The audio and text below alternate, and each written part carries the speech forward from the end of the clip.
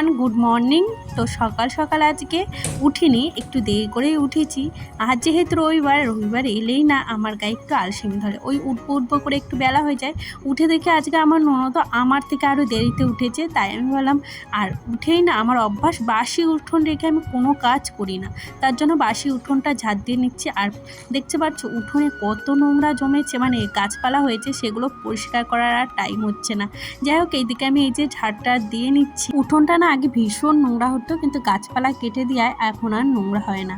যাই হোক, এইদিকে দেখো ঘরে এসে জানলাটা আগে খুলে নিলাম, আর যাতে বাইরের হাওয়াটা ঘরে ঢোকে। আজকে রবিবার, তাই সকাল সকাল ভাবলাম পা মোছাগুলো ধুয়ে নিই, আর কিছু কাচার আছে সেগুলোও একসাথে আমি কেচে নিয়েছি, আর জামা কাপড়টাও ছেড়ে নিয়েছি।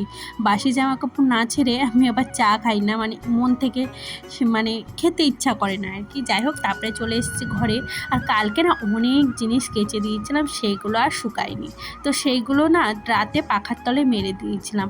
আর এই বালিশের ওয়ারগুলোও খুলে নিচ্ছি, আজকে সব কাচবো। বেড কাভারটাও সপ্তাহে 2 দিন না পারি 1 দিন আমি কেচেই দিই।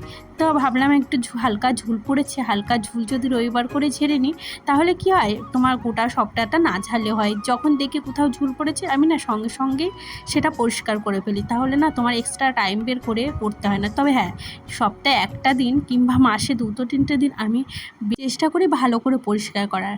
কি বলো তো, যতই তুমি প্রতিদিন পরিষ্কার করো না, দেখবে সেই মানে কোথাও না কোথাও ধুলো পড়েই গেছে। 1-2 দিন অন্তর অন্তর কোথা থেকে যে ধুলোগুলো আসে।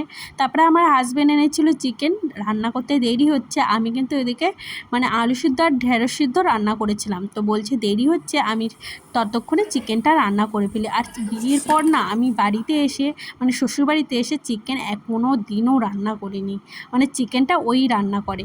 যাই হোক, এইদিকে দেখো চিকেন ওই রান্না করছে, আর আজকে না একটু অন্যভাবে রান্না করছে। অন্যদিন অন্যরকম রান্না করে, আজকে বললো প্রথমে একটু ভেজে নিই। আর মশলাটা আমি গুছিয়ে দিয়েছিলাম, যার জন্য একটু দেরি হলো, মানে ঘর গোছাচ্ছিলাম আমি, আবার এসে গুছিয়ে দিয়েছি, ও মিক্সিতে করে নিয়ে। আজকে না ঘরে আর মানে টমেটো ছিল না, কালকেই রান্না করে দিয়েছি, তার জন্য ভাবলাম লেবু দিয়ে দিই। আর এই রসুন ছিল না, একটা রসুন গোটা ছিল, সেটাই আমি না মাংসেতে ভীষণ রসুন ভালো খাই, কে কে খাও কমেন্টস করো তো। যাই হোক, এই যে পরিষ্কার করছি। আর ছোটোবেলা থেকেই আমার হাজব্যান্ড একা মানুষ বলতে পারো, মা বাবা ছোটোবেলায় থেকেই নেই, অনেক কষ্টে মানুষ হয়েছে জানো তো। তাই আমি যতটা পারি না ওকে মানে হেল্প করার চেষ্টা করি, বাট টাকা পয়সার দিক থেকে না পারি, অন্য দিক থেকে অবশ্যই পারি।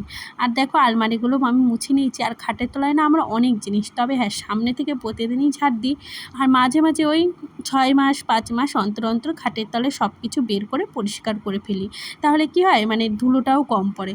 আর দেখো বাইরে কিন্তু আমি ঝুলটা ঝেড়েছিলাম বারান্দার, তারপরে ফ্রিজটাও একটু মুছে নিচ্ছি। যাই হোক, এদিকে মোছামুছি তো আমার হচ্ছেই।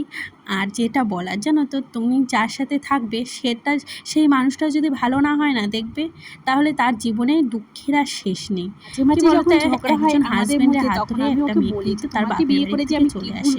তো দেখো শ্বশুর শাশুড়ি বা বাড়ির অন্য কেউ খারাপ হোক, যে তোমার থেকে আমার বেটার কাউকে ভালো হয় না, দেখবে তোমার আর কোনো কাজকে বা কোনো কষ্টকে তোমার কষ্ট বলে মনে হবে না। আমি যখন এসেছিলাম এই বাড়ি কিন্তু কিছুই ছিল না, জাস্ট একটা রুম মনে হয় যা পেয়েছি হয়তো এটাই আমার কাছে আমরা দুজনে মিলেই করেছি। যাই হোক, এইদিকে দেখো না জিজ্ঞাসা করে আমি পিছে পিছে কাজ করছিলাম, বৃষ্টি পড়ছে আর ভালো লাগছিল, কাজ করছিলাম, বেশ ভালো লাগছিল জানো তো। আর কটা ডোপাটি ফুল গাছ হয়েছিল অন্য জায়গায়, মারা যাচ্ছিল প্রায়, সেগুলোই আনে লাগিয়ে দিলাম। আর এখন বসেছি ঠাকুরের থালা বাসন মাজতে। যাই হোক, সেদিন আর ভিডিও করিনি, এটা আগের দিনের ক্লিপ নেওয়া, সেটাই অ্যাড করে দিয়েছি। এটা হলো আমার জায়ের মেয়ে, অনেকগুলোই বাটি এনেছে, তো বাটিগুলো আমাকে দেখাচ্ছিল, বেশ সুন্দর। 6টা না 100 কত টাকা নিয়েছে, 100 না 200 টাকা আমার ঠিক মনে পড়ছে না, তবে হ্যাঁ শক্ত বক্ত কিন্তু। তো সাজিয়ে একটু দেখছিলাম। আর আমার মেয়ের জন্য এই যে মানে চশমা এনেছিল আর ব্রাশ এনেছিল। আমার মেয়েকে বলেছি আজকে খুলবি না, বাট ওর আর মন মানে মানছিল না, তার জন্য বললাম নে খোল। তবে হ্যাঁ চশমাটা বলছে কি মা আমার যেন ছোটো হয়ে গেছে, এটা বুনির হবে, মানে ওর আমার দাদার মেয়ে। তারপরে আমার বর এনেছিল একটু এগরোল, সেটাই খাচ্ছিলাম। তো আজকে ভিডিওটা এখানেই শেষ করলাম, ভালো লাগলে প্লিজ একটু সাবস্ক্রাইব করে পাশে থেকো।